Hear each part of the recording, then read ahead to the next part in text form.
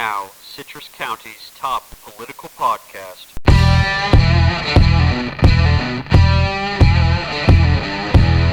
At some point you look around, and you're the only one. It's pretty good. And just like that, the perspective shifts. Paging Bobby Winsler to the microphone. On in 3, 2. Welcome in, coming to you remotely once again today, however you're making this part of your day, whether it's Apple Podcasts, Spotify, the iHeartRadio app, or even through the Concurrent mobile app or website. We're sure glad you're joining us. Today's show is brought to you by the Concurrent, your newest outlet for Citrus County opinion-based news. Check out the Concurrent, read, listen, watch, discuss at theconcurrent.com. Welcome to the conversation. Today's show sponsored by us. County Commission meeting 1 hour from now. I think it'll be relatively quick, but probably not as quick as the last one 2 weeks ago. Absolutely no one spoke in the first open to the public portion in that meeting 2 weeks ago, which is something I've never seen before in 5 years of watching commission meetings, and I know it surprised many others as well, including the commissioners themselves. There are two areas of interest in today's upcoming meeting, one of which has to do with approving the company that is going to be collecting boat ramp fees, and the other is the county potentially purchasing a piece of property in West Ozello Trail called Pirates Cove. This property purchase, of course, would be easy to take a position on one way or another and passionately argue that side, but I don't know enough about it to make an informed opinion. I can't tell you what they should do today or in the future, but I can contextualize how instances like this have been discussed in the past, both in government and in the media.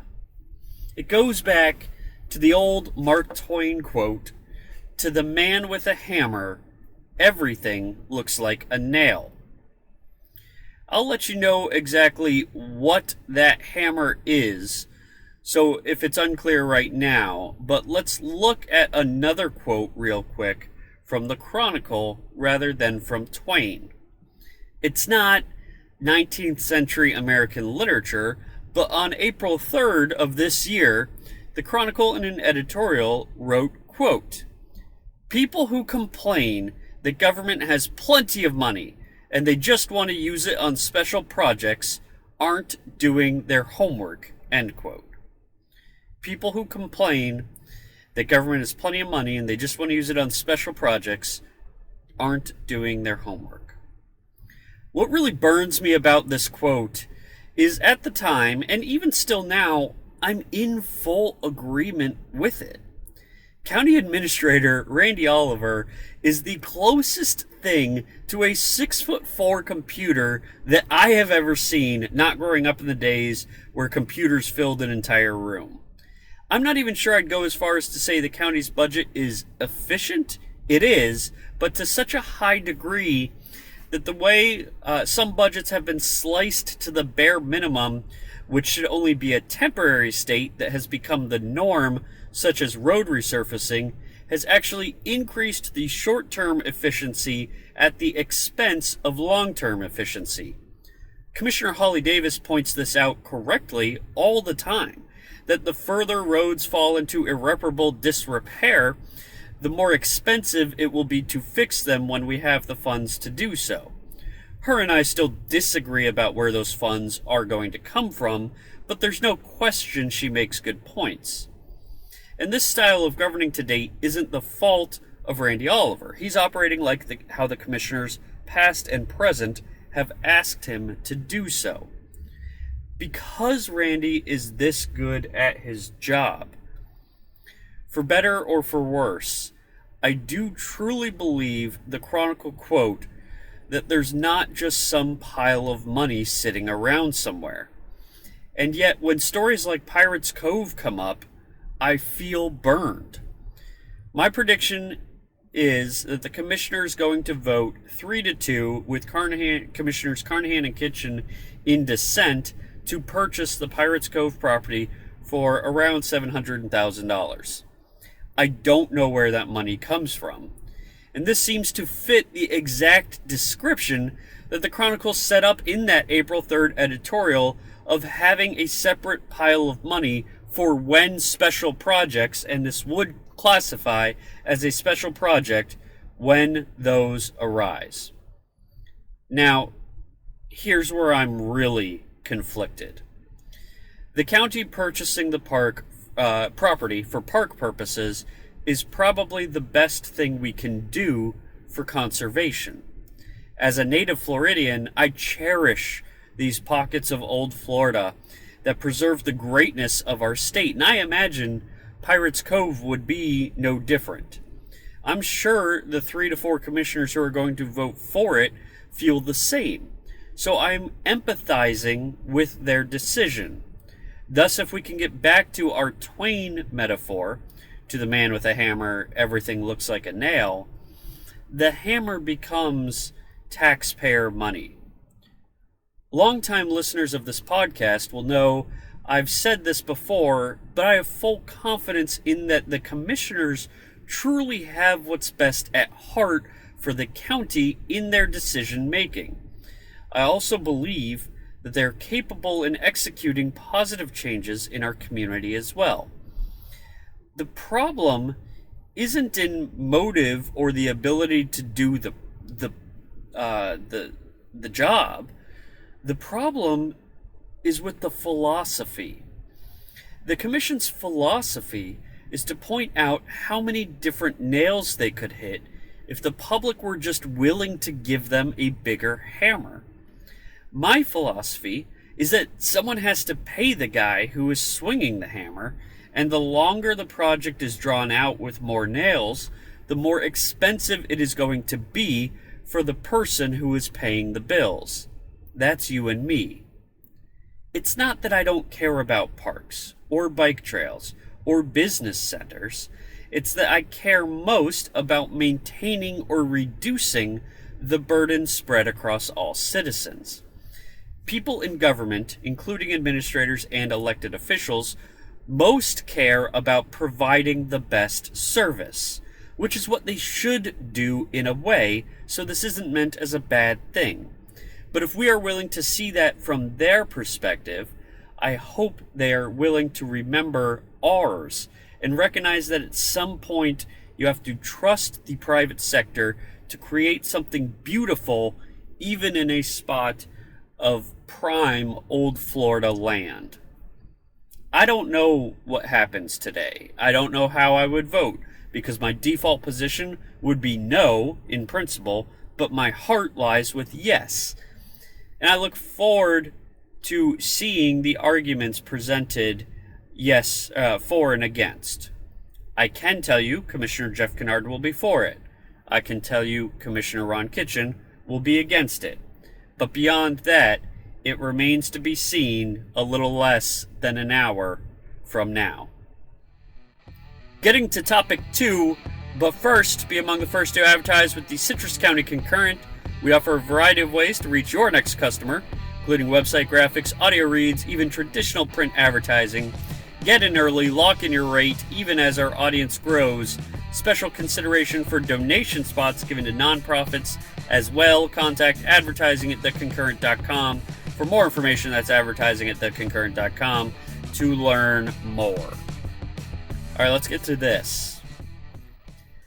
My official daytime job title is Visiting Assistant Professor of Advertising and Public Relations at the University of Tampa. I truly enjoy my academic career.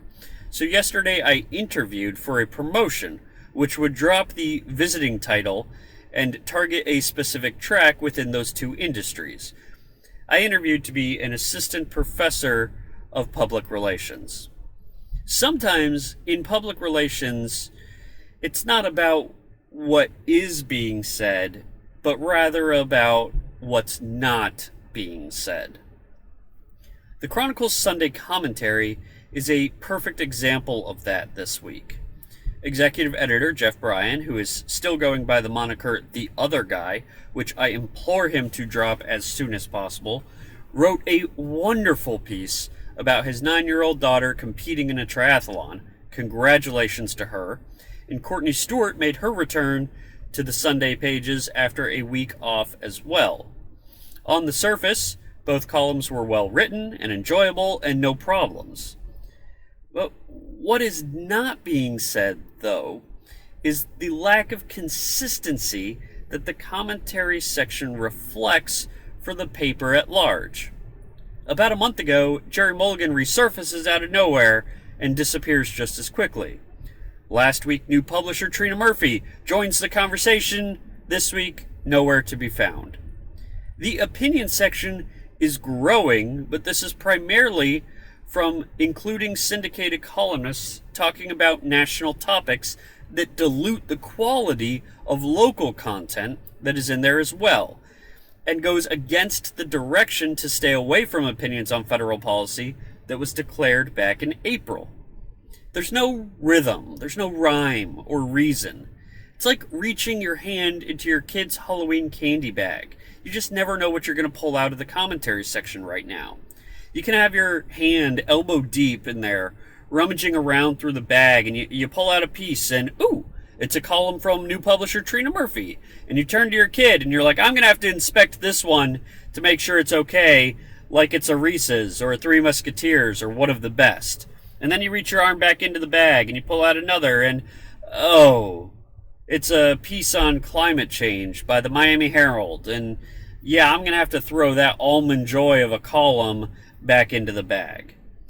That's how it feels. Really random right now. Let's shift to this, and then we'll wrap up for the day. Has anyone ever given you a backhanded compliment? I remember when I first moved to Citrus, somebody from the League of Women Voters told me that I shouldn't wear baseball caps, because after talking with me, she determined I was so much smarter than how dumb I look while wearing a baseball cap.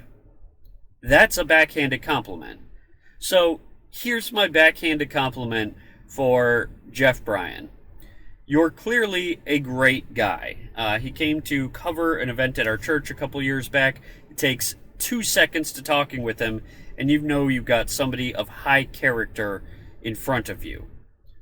You don't have to act like a good guy. I truly did enjoy this Sunday's commentary, and there's nothing wrong with the occasional family man piece. But this shouldn't come at the expense of when a strong commentary voice is needed, and it will be needed down the line for risk of not appearing like a good guy. I will give the Chronicle much credit, I will, because the editorials have become particularly feisty, especially in defense of vulnerable populations in the wake of the Salvation Army winter shelters closing.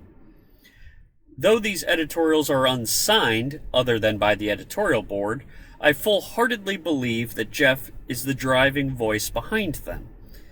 The Commission has about a half-dozen truly monumental decisions to make in the upcoming 2 months, from residential road resurfacing to universal garbage collection to where to put the animal shelter, and so much more, that we're going to need that strong voice to have a face behind it rather than to be anonymous blocks of text, even though those editorials are improving.